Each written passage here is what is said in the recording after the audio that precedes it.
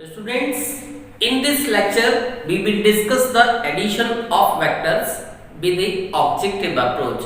कैसे minimum time में हमको ऑब्जेक्टिव अप्रोच लेनी है, दैट इज शॉर्टेस्ट टाइम में क्वेश्चंस को सॉल्व करना है। तो इस लेक्चर में हम देखेंगे कुछ शॉर्ट ट्रिक्स को जिनकी मदद से क्वेश्चन को इजीली सॉल्व किया जा सकता है बिना कैलकुलेशन के, बिना पेन और पेंसिल का यूज करके।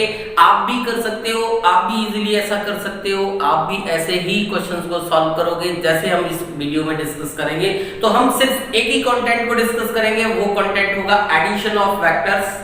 फर्स्ट ऑफ ऑल कुछ केसेस लेते हैं। केस फर्स्ट, जैसे हमने कहा, आपने पढ़ा होगा अपने लेक्चर में, आर रिजल्टेंट जो होता है वो a square plus b square plus 2ab cos theta के इक्वल होता है।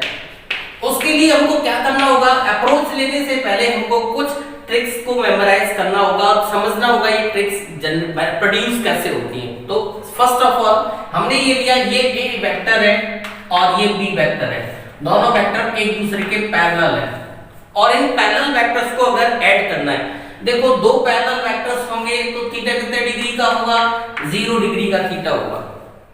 हम इसमें अगर 0 लिखेंगे तो cos 0 1 हो जाता है, 1 होने पर r किसके इक्वल हो जाएगा, a प्लस b का होल स्क्वायर और उसका भी रूट होगा, स्क्वायर और रूट कैंसिल होंगे, दैट इज r जो होगा वो a प्लस b के इक्वल होगा। इट मीन दो वेक्टर्स का सम मैक्सिमम a प्लस b हो सकता है, मैक्सिमम। इट मीन जब दोनों वेक्टर्स पैरेलल एक्ट हो रहे होंगे तब उनका सम जो होके आएगा वो मैक्सिमम होगा। दूसरा केस देखते, अगर मैं ये कहता कि ये वेक्टर a है और दूसरा वेक्टर b उसका एंटी पैरेलल है, like that, it mean angle between these two vector theta becomes 180 degree. अब एंगल 180 डिग्री है, अगर 180 होगा तो आपने देखा cos 180 इक्वल टू -1 होता है, अगर -1 होगा तो r किसका रूट बनेगा, a माइनस b का स्क्वायर। इट मीन ये कैंसिल, अब हमको जो मिलेगा वो r मिनिमम होगा, a minus b। It mean दो वेक्टर्स का सम या तो a प्लस b हो सकता है और a माइनस b हो सकता है, ये मैक्सिमम होगा, दूसरा मिनिमम। इट मीन जो r आएगा उसका वैल्यू a माइनस b और a प्लस b के बीच में क्या करेगा, लाई करेगा, lies in between a plus b and a minus b। अब इसको हम यूज कैसे करेंगे, कुछ कंडीशंस और लेते हैं। अब तक हमने समझा मैक्सिमम कब होता है, मिनिमम कब होता है, उनका एप्लीकेशन क्या होता है। अब हम समझते हैं किसकी, अगर वेक्टर्स डिफरेंट एंगल्स पर एक्टिव है, दैट मीन अगर थीटा का वैल्यू, वेक्टर्स के बीच में थीटा का वैल्यू 30 डिग्री है, 90 डिग्री है, 120 डिग्री है और 60 डिग्री है। एक कंडीशन हमने आपको और दे रखा है कि mod of a is equal to mod of b। दोनों वेक्टर्स का मोड आपस में इक्वल है और they are acting at these angles. Then आपको बताना है कि क्या होगा, तो इनका जो रिजल्ट आएगा ना वो आपको तैयार करना है, मेमोराइज करना है। तो r इक्वल टू होगा under root of a square plus 2aa cos 30।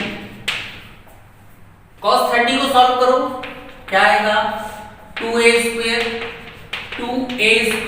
Root 3 over 2, 2 से 2 कैंसिल, a बाहर चला जाएगा, रूट में रह जाएगा 2 प्लस रूट 3। इट मीन जब भी दो वेक्टर्स एक दूसरे को कितने एंगल पर एसोसिएट करेंगे, 30 डिग्री पर, और दोनों का एंगल कैसा है, सेम है।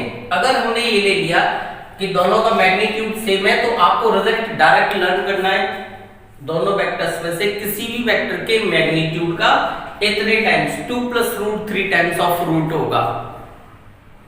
अगर हम इस चीज को किस पे एंगल पे लेते हैं, 60 डिग्री पर पहले ले लेते हैं, तो r इक्वल टू किसके आ जाएगा। अब देखो हम डायरेक्ट सॉल्व करेंगे, अब हमने cos 60 की वैल्यू को प्लेस करेंगे, cos 60 1/2 होता है, 2 से 2 कैंसिल हो जाएगा। अगर ऐसा होगा तो a square plus a square आएगा।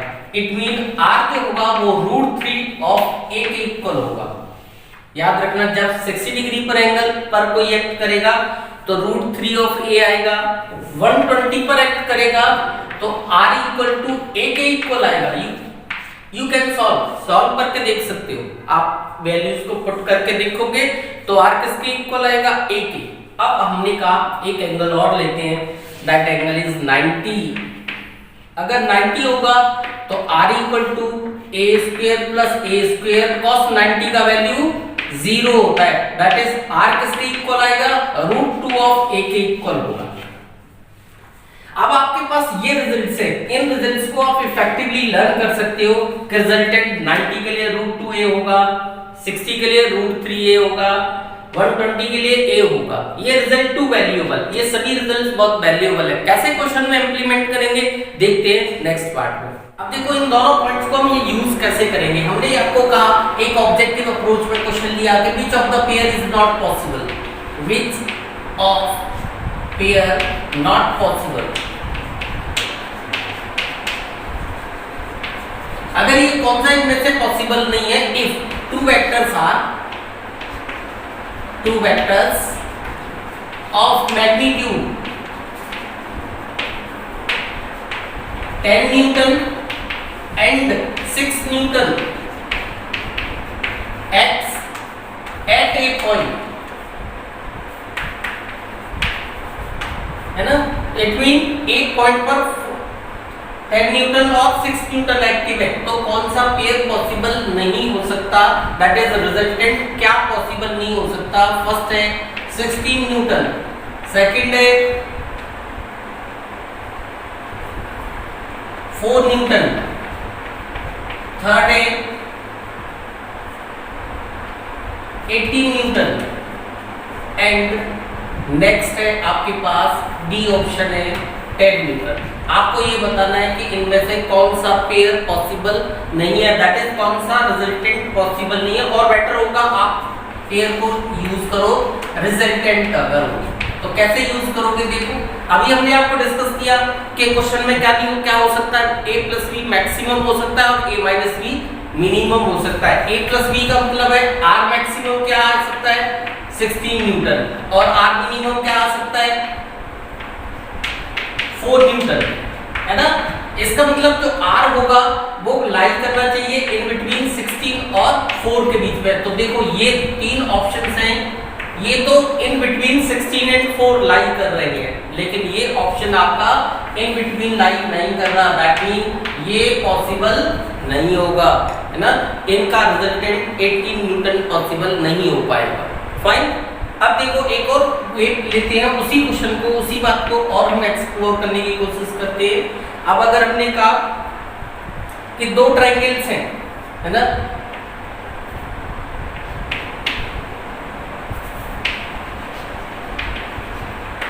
which pair do not make zero resultant, इनमें से कौन जीरो रिजल्टेंट नहीं बना सकता, दैट इज जिसका रिजल्टेंट जीरो कभी नहीं हो सकता। इनमें से ऐसा कौन सा पेयर है, जैसे फर्स्ट पेयर हमने आपको दे दिया 2 4 6, अगला पेयर हमने दे दिया 2 7 10, ये हमारा बी ऑप्शन है। ऐसे ही कुछ और ऑप्शंस हो सकते हैं, तो आप सोचो कि क्या हो सकता है कि कौन सा जीरो नहीं बना सकता, इनमें से कौन जीरो फॉर्म नहीं कर सकता।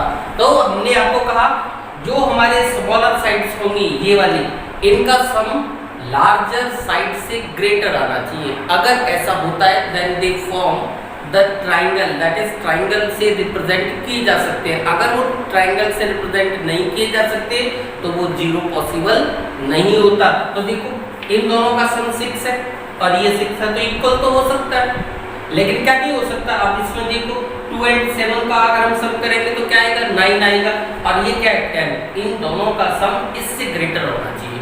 अगर इससे ग्रेटर होगा तो वो ट्रायंगल पॉसिबल होता है, it mean zero resultant possible होगा। और अगर ऐसा नहीं है तो जीरो रिजल्टेंट पॉसिबल नहीं होगा। इट मीन ये एक ऐसा ऑप्शन है जो कभी जीरो नहीं बना सकता। इट मीन इन तीन वेक्टर्स का सम कभी जीरो नहीं हो सकता इस पेयर का। ऐसे ही आपको सिंपल ट्रिक याद रखना है, क्या, sum of smaller side must be greater than third side. अगर ये कंडीशन फॉलो होगी तो आप सोच सकते हो sum of smaller must be greater और इक्वल होना चाहिए, मस्ट बी ग्रेटर होना चाहिए लार्जर वन से। तो क्या हो सकता है, रिजल्टेंट पॉसिबल हो सकता है अगर ये कंडीशन सेटिस्फाइड होगी। अगर ये कंडीशन सेटिस्फाइड नहीं है तो वो रिजल्टेंट पॉसिबल नहीं होगा। अब देखो क्वेश्चन में अप्लाई करते हैं। क्वेश्चन नंबर फर्स्ट में अप्लाई करेंगे उन्हीं रिजल्ट्स को जो हमने अभी रिजल्ट्स बनाए थे, उन रिजल्ट्स को हमें इसमें यूज करना है। हमने कहा फाइंड करो resultant A vector plus B vector plus C vector, इनका सम आपको बताना है कितना होगा। अगर इस रेडियस का सर्कल का रेडियस r है, सर्कल का रेडियस r है, तो आपको रिजल्टेंट बताना होगा इन वेक्टर्स का। टू सिंपल, कैसे, बिना कैलकुलेशन के चौक यूज नहीं करना, पेन यूज नहीं करना, डायरेक्ट बताना है आपको। ए वेक्टर और बी, सबसे पहले ओ ए वेक्टर और ओ सी वेक्टर देखो, इन दोनों वेक्टर्स का सम एक दूसरे के साथ कितने डिग्री पर एक्टिव है, 90 डिग्री पर। तो सम कितना होगा, रिजल्टेंट कितना होगा, √2 टाइम्स ऑफ r होगा। ठीक, अभी बताया था √2 टाइम्स होता है अगर एंगल सेम हो, एंगल 90 डिग्री का हो और मैग्नीट्यूड कैसा हो, सेम हो। इट मीन √2 टाइम्स क्या होगा उसका रिजल्टेंट, और ये रिजल्टेंट इसके ऊपर आएगा। तो अब इन दोनों वेक्टर्स का सम एक दूसरे के साथ पैरेलल हो गए, तो r वेक्टर ये और √2 वेक्टर वो पहला, दोनों का सम करो, r plus √2 of r becomes r equal to 1 plus √2। Simple, कैसे हुआ है पहले ये करके देख लो। ओ ए वेक्टर का sum that is O A plus O C, दोनों का सम करोगे बेटा तो r square plus r square that is √2 of r। हमने कहा था कि आप बिना चौक के भी सॉल्व कर सकते हो, तो वो क्वेश्चन तो यही खत्म हो गया। लेकिन अब हम करके देख लेते हैं आखिर ऐसा कैसे पॉसिबल हुआ, O A vector plus O C vector √2 of r।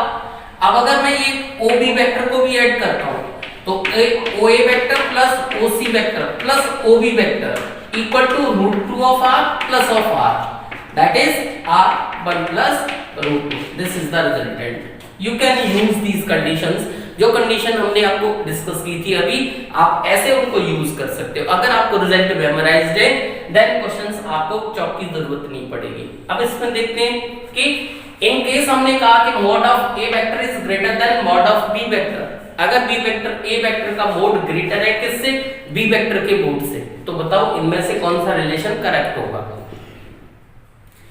Simple, अब देखते हैं, देखो इसका मॉड लार्जर है और इसका मॉड स्मॉलर है, तो ये रिजल्टेंट इसकी तरफ टिल्टेड होगा, इसकी तरफ आएगा ए वेक्टर की तरफ। दैट इज जो लार्जर वाला है वो डोमिनेट करता है। तो सिंपल सी बात है, जो डोमिनेट करेगा रिजल्ट उसी की तरफ झुकेगा।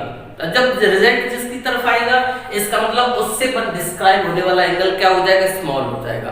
दैट इज θ1 को क्या होना पड़ेगा, स्मॉल, और θ2 को क्या होना पड़ेगा, लार्जर। क्यों भी, ये लार्जर है और ये स्मॉल है, तो फिर रिजल्टेंट ऐसे आएगा, ऐसे like that. That mean this angle is small and this angle is large. So क्या होगा, θ2 is larger than θ1, that is second option सही होगा। अगर मैं इस क्वेश्चन को रिवर्स ऑर्डर में पूछ लेता कि mod of A is less than mod of B vector, अगर ऐसा होता तब कैसे होता, तब देखो आप सिंपली यूज कर सकते हो इसको भी, इस कंडीशन को यूज करो तो अब देखो क्या होगा, A vector small B vector large, A small हो गया बी लार्ज हो गया, इसका मतलब रिजल्ट किसके पास जाएगा, लार्जर के पास। ये एंगल स्मॉल हो जाएगा और ये एंगल क्या हो जाएगा, लार्ज हो जाएगा। That is θ2, this is θ1, that's why θ1 is greater than किसके होगा, θ2 के। कब, जब ये कंडीशन होगी। एक और कंडीशन हम अच्छे से समझते हैं, जब θ1 इज इक्वल टू θ2 होगा, कब, जब a वेक्टर का मोड और b वेक्टर के मोड आपस में इक्वल होंगे, तो रिजल्टेंट देखो किसी की तरफ नहीं झुकेगा, कहेगा भाई मैं तो बीच में रहूंगा। क्यों, क्योंकि तुम दोनों एक ही जैसी स्ट्रेंथ कैरी करते हो, दैट इज एक जैसे पावरफुल हो। इट मीन तब ये ऑप्शन हमारा क्या होता, करेक्ट होता। तो ऐसे ट्रिक्स अगर हमको तैयार रहेंगी तो रिजल्ट हम ओरली निकाल सकेंगे।